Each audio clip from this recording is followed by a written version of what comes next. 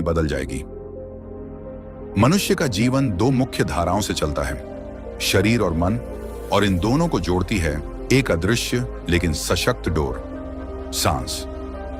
सांस केवल जीवन के अस्तित्व का प्रमाण नहीं है, बल्कि यह हमारे भीतर के संसार का आईना है।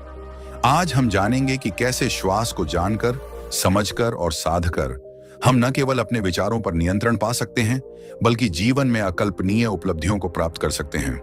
सांस एक ऐसा कार्य जो दिन रात बिना हमारे प्रयास के चलता है, लेकिन क्या आपने कभी सोचा है कि यही सांस हमारे मन, हमारे विचारों और हमारी पूरी जीवन शैली को नियंत्रित कर सकती है? सांस पर ध्यान देना केवल आध्यात्म नहीं, बल्कि एक गहरा विज्ञान है। आज हम जानेंगे कि किस प्रकार सांस पर ध्यान केंद्रित करने से हम अपने मन और विचारों पर नियंत्रण पा सकते हैं। कैसे यह तकनीक बौद्ध ध्यान से लेकर आधुनिक न्यूरोसाइंस तक हर जगह सिद्ध हुई है, और कैसे केवल श्वास का बोध जीवन के हर क्षेत्र में बदलाव ला सकता है। तो चलिए शुरू करते हैं इस अद्भुत यात्रा को, सांस से जीवन रूपांतरण तक। भगवान बुद्ध की यात्रा सांस से शुरू होकर ही आत्मज्ञान तक पहुंची। जब सिद्धार्थ ने महल का त्याग किया, तब उन्होंने बाहरी साधनाओं की ओर रुख किया। कड़ी तपस्या, उपवास, मौन, जंगलों की खाक, लेकिन समाधान नहीं मिला। शरीर क्षीण हो गया, मन और भी अशांत। तब उन्होंने सोचा, अगर बाहरी नियंत्रण से समाधान नहीं मिलता, तो क्या उत्तर भीतर है? यहीं से आरंभ हुआ आनापानसति, सांस पर ध्यान। बुद्ध ने सिर्फ सांस को देखना शुरू किया। एक सांस भीतर जाती है, एक बाहर आती है। कोई कल्पना नहीं, कोई मंत्र नहीं, कोई चित्र नहीं, केवल शुद्ध, सरल, जागरूक सांस। वो कहते हैं, सांस ही जीवन है। यदि तुमने सांस को समझ लिया, तो जीवन को समझ लिया। बुद्ध के इस अभ्यास से उनके भीतर की अशांति धीरे धीरे शांत होने लगी। विचारों का प्रवाह मंद हुआ और मन स्थिर हुआ। यही ध्यान की पराकाष्ठा है, जब मन एक ही बिंदु पर स्थिर हो जाए, केवल साक्षी भाव में।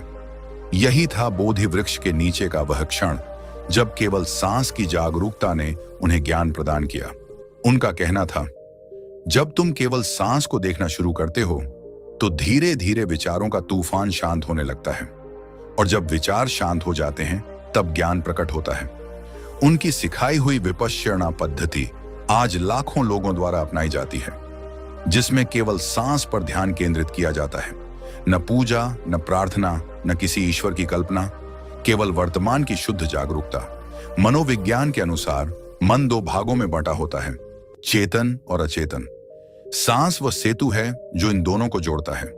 तनाव के समय हमारी सांसें छोटी, तेज और अनियमित हो जाती हैं। शांति के समय लंबी, गहरी और लयबद्ध। यही सांस का चमत्कार है। जब कोई संकट आता है, तो शरीर स्वाभाविक रूप से तैयार हो जाता है। हार्ट बीट तेज, पसीना, तेज सांसें।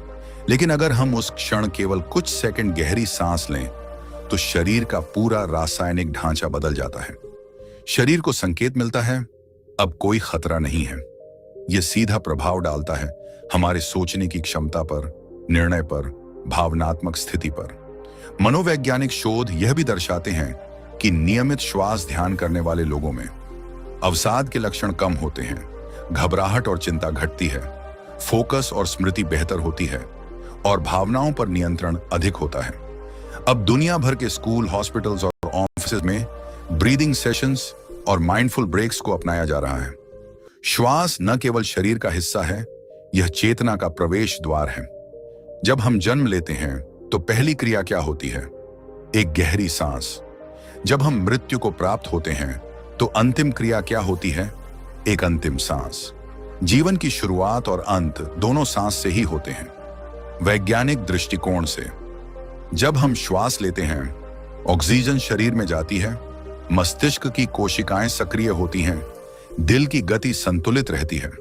लेकिन इससे अधिक गहरी सांसों से पैरासिम्पैथेटिक नर्वस सिस्टम सक्रिय होता है, जो तनाव को कम करता है, हार्मोन को संतुलित करता है और मानसिक स्थिरता लाता है। बुद्ध की ध्यान विधि आनापानसति इसी विज्ञान पर आधारित है। आज न्यूरोसाइंस भी यह सिद्ध कर रहा है कि श्वास की जागरूकता से मस्तिष्क के फ्रंटल कॉर्टेक्स, निर्णय लेने वाला भाग की सक्रियता बढ़ती है और एमिगडाला, डर व भावनाओं का केंद्र, शांत होता है। प्रसिद्ध न्यूरोलॉजिस्ट डॉ. एंड्रू ह्यूबरमैन ने भी कहा है, mind can be change by changing breath. It is the quickest access to shift consciousness. यानी कि यदि हम केवल 5 मिनट भी आंखें बंद कर अपनी सांसों पर ध्यान केंद्रित करें तो पूरा मन, शरीर और व्यवहार बदल सकता है. तो दोस्तों, अगर हम अपने जीवन को सच में बदलना चाहते हैं तो इसका रास्ता बाहर नहीं, अंदर है. और उस अंदर की यात्रा की पहली सीढ़ी है सांस पर ध्यान. बुद्ध ने जो पाया वह असंभव नहीं था. वह केवल इसीलिए संभव हुआ क्योंकि उन्होंने अपनी सांसों को देखा, समझा और उन पर ध्यान केंद्रित किया. यदि आप भी अपने मन को समझना चाहते हैं, अपनी भावनाओं पर नियंत्रण पाना चाहते हैं और आत्मज्ञान की ओर बढ़ना चाहते हैं, तो शुरुआत कीजिए अपनी सांसों से. ध्यान दीजिए शांति अपने भीतर है और आपकी हर एक सांस उसी शांति की ओर एक कदम है. हर रोज सिर्फ 5 से 10 मिनट